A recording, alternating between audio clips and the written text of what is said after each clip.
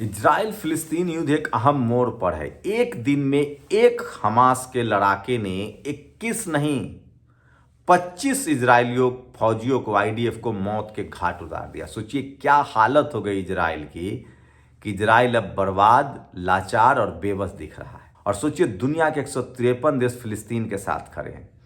और सोचिए इजराइल अब भारत के लोगों को अपने यहाँ नौकरी के लिए बुला रहा है। और भारत में बेरोजगारी ऐसी कि लोग युद्ध वाले देश में भी नौकरी के लिए जाने के लिए तैयार है। लेकिन यहाँ भक्तों को लगता है कि इजराइल के हम साथ रहें। पूरी दुनिया ने इजराइल को छोड़ दिया है और हिजबुल्ला, हमास और हुथी के लड़ाकों ने इजराइल को बर्बाद कर दिया है। एक दिन में 24 सैनिक इजरायली मारे गए हैं। नमस्कार, मैं शंभू कुमार सिंह और आप देख रहे हैं नेशनल दस्तक। ग्लोबल मीडिया जब आप रीड करेंगे, वॉच करेंगे तो इजराइल फिलिस्तीन युद्ध सबसे बड़ी खबर अभी भी बनी हुई है। इराकी रेसिस्टेंस ने सीरिया के अमेरिकन बेस कोकनोक ऑयल फील्ड पर कुछ देर पहले रॉकेट बैराज से फिर निशाना बनाया। इसी जगह पर 3 रॉकेट बैराज छोड़े गए थे। इराकी रेसिस्टेंस पर अमेरिका भी हमला कर रहा है, पर रेसिस्टेंस पर हमले का जवाब दे रहा है। तो सोचिए, अमेरिकी ठिकानों पर लगातार हमले चल रहे हैं। खाड़ी देशों ने कहा था कि इजराइल की मदद बंद करो, नहीं तो तुम पर हमले करेंगे। अमेरिका ने चोरी छुप से मदद करना शुरू रखा था। अब वहां उस पर हमले हो रहे हैं। पैलेस्टाइन रेसिस्टेंस ने शायर मिसाइल से जबलिया में आईडीएफ वाहनों और सैनिकों को निशाना बनाने का एक और वीडियो जारी किया है।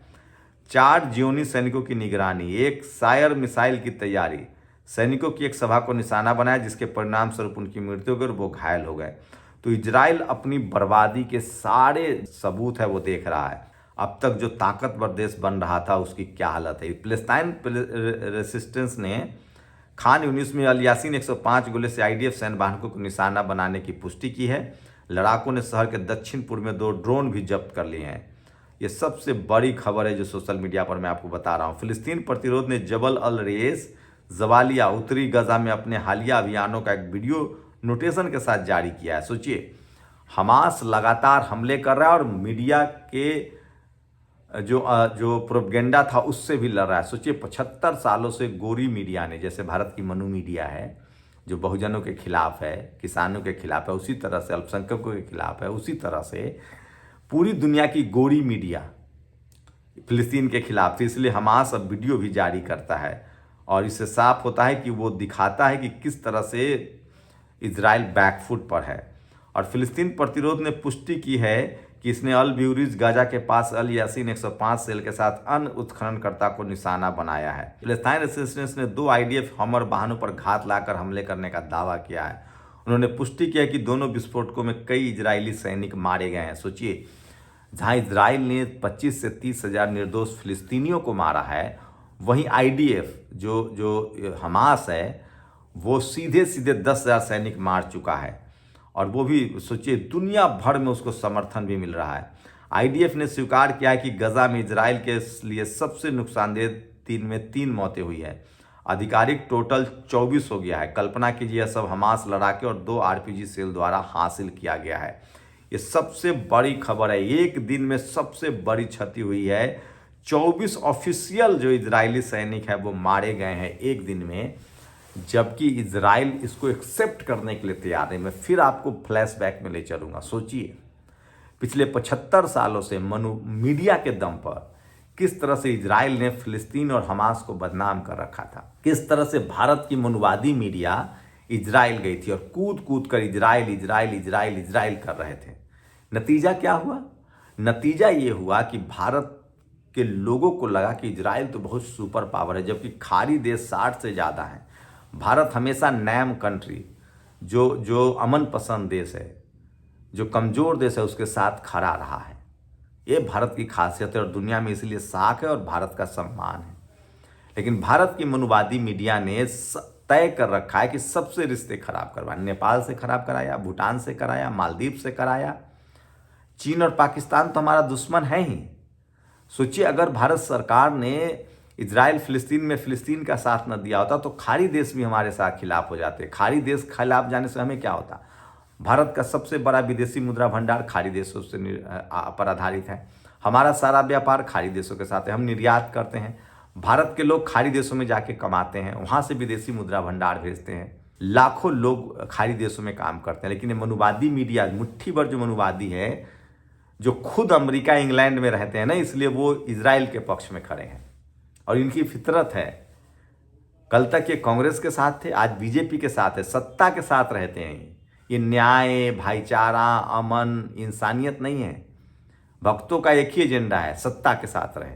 60 साल तक कांग्रेस के साथ थे, अब बीजेपी के साथ हैं, लेकिन इनकी एक पहचान है, ये हमेशा जाति आधारित, धार्मिक आधारित हिंसा, सिखों के नरसंहार में यही मनुवादी थे। तो इन लोगों से सावधान रहिए और सोचिए किस तरह से इजराइल ने अब साबित कर दिया है कि वो असली आतंकी है। जिस तरह से हिटलर पॉलिसी अपनाता था, बच्चों को मारता था, महिलाओं को मारता था, उसी तरह से इजरायली कर रहे हैं और पूरी दुनिया में इजराइल बदनाम हो चुका है। अब कोई भी देश जो डेमोक्रेटिक देश है वो इजराइल के साथ खड़ा होता हुआ नहीं दिखना चाहता। यहाँ तक कि इंग्लैंड और अमेरिका भी खड़ा हुआ नहीं दिखना चाहता है। लेकिन चूंकि ये यहूदी लोग हैं, सोचिए जर्मनी में जिस तरह से यहूदियों के साथ हुआ था सेकेंड वर्ल्ड वॉर से पहले, उसी तरह के काम ये लोग मुसलमानों के साथ कर रहे हैं, इस्लामी फोबिया के नाम। लेकिन पूरी दुनिया फिलिस्तीन के साथ खड़ा है, पूरी दुनिया हमास के साथ खड़ा है। भारत सरकार ने 2 बार वोटिंग की है।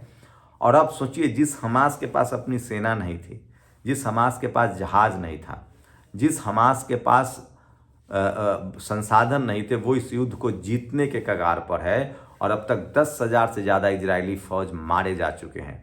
गजा पट्टी, वेस्ट बैंक में जो नुकसान हुआ, सोचिए इजराइल को लगता था कि मलबे में तब्दील कर देंगे और बम गिरा देंगे और सब जीत लेंगे। एक भी अपना बंधक वो नहीं छुड़ा पाया है हमास से। जबकि इजराइल ने जो 7 अक्टूबर को इजरायली बंधक जो बनाया गया 7 अक्टूबर को हमास के द्वारा, उसमें से समझौता हो रहा है 3 फिलिस्तीनियों को छोड़ो तो 1 हमास इजरायली को छोड़ेंगे।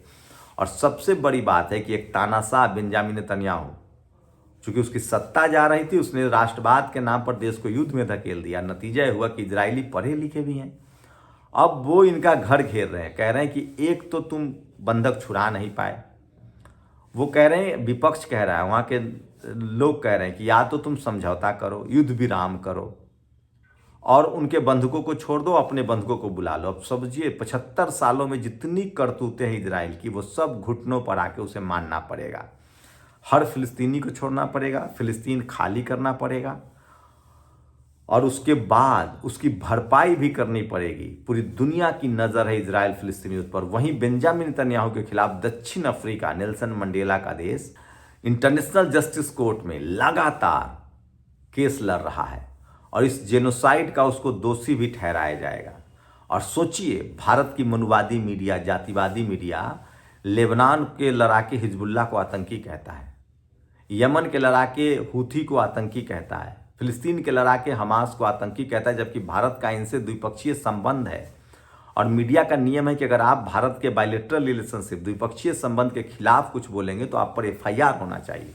ये तालिबान को आतंकी कहते हैं, जबकि तालिबान का अफगानिस्तान में शासन चल रहा है और हमारा बायलैटरल रिलेशनशिप है। तो ये स्थिति है। ये लोग जैसे भारत में सत्ता के साथ रहते हैं, ये पत्रकार तो हैं नहीं, सत्ता के बेसिकली दलाल हैं। 60 साल कांग्रेस के साथ थे, अब बीजेपी के साथ है, कल सत्ता बदल जाएगी, ये भी बदल जाएंगे। इनको कॉन्स्टिट्यूशन से, इनको इंसानियत से, रिपोर्टिंग से, सच्चाई से कोई लेना देना नहीं। ये लोग कूद कूद कर गए थे इजराइल कि 7 दिन में, 15 दिन में खत्म, फिनिश, सब खत्म हो जाएगा। क्या हुआ? इजराइल अपने घुटनों पर है और फिलिस्तीन मजबूती से लड़ रहा है और एक एक दिन में 24 जवानों को मार रहा है। दरअसल गजा पट्टी और वेस्ट बैंक को जिस मलबे में तब्दील किया गया, उसी मलबे की आड़ में बैठकर हमास इनके छक्के छुड़ा रहा है, इन्हीं के हथियार लूटकर इन्हीं से लड़ रहा है, इन्हीं के टैंक को उड़ाया जा रहा है। और ये सब कुछ इसलिए संभव हुआ क्योंकि 75 सालों में जो गोरे मीडिया के दम पर, यहूदी मीडिया के दम पर इजराइल ने झूठ फैला रखा था कि हमास और फिलिस्तीन आतंक का अड्डा है, इसकी पोल खुल गई और दुनिया को पता चल गया कि आतंक का असली अड्डा हमास और फिलिस्तीन नहीं, इजराइल है। इसलिए हमेशा सच के साथ रहिए, पत्रकार मतलब सच के साथ। और ये सब कुछ हुआ सोशल मीडिया की वजह से, एक्स, फेसबुक, यूट्यूब की वजह से दुनिया को पता चला कि आतंक का असली पनाहगाह जो है वो इजराइल है और इसीलिए आज पूरी दुनिया फिलिस्तीन के साथ खड़ा है। शुक्रिया। नेशनल दस्तक की आपसे गुजारिश है कि अगर इसको बचाना चाहते हैं तो नेशनल दस्तक को सब्सक्राइब करने के लिए रेड कलर के सब्सक्राइब बटन को दबाएं, फिर बेल आइकन की घंटी दबाएं, नेशनल दस्तक को बचाने के लिए बहुत जरूरी है कि हर खबर को शेयर करें, लाइक करें, कमेंट जरूर करें।